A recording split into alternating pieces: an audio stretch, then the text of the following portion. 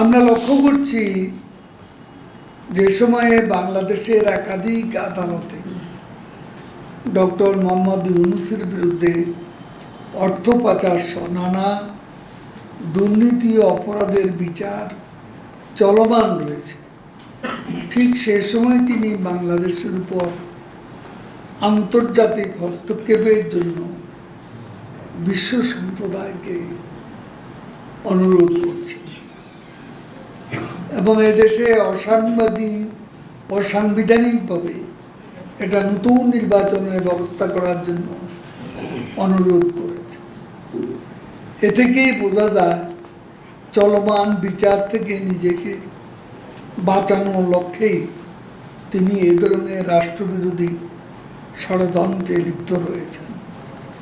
তার এই সকল বেআইনি অপরাধমূলক কর্মকাণ্ডের আমরা নিন্দা করছি এবং প্রচলিত আইনে তার বিরুদ্ধে ব্যবস্থা গ্রহণের জন্য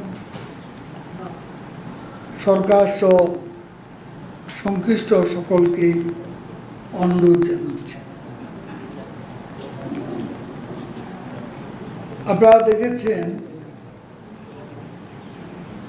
সম্প্রতি সংগঠিত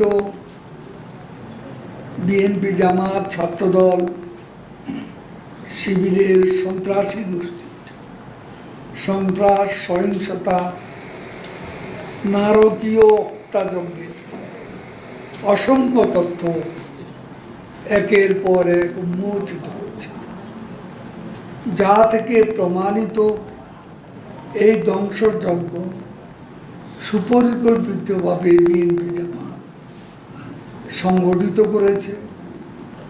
সারা দেশ থেকে তারা তাদের সন্ত্রাসীদের ঢাকায় এনে হত্যা, সন্ত্রাস, ধ্বংসলীলায় মেতে উঠেছে।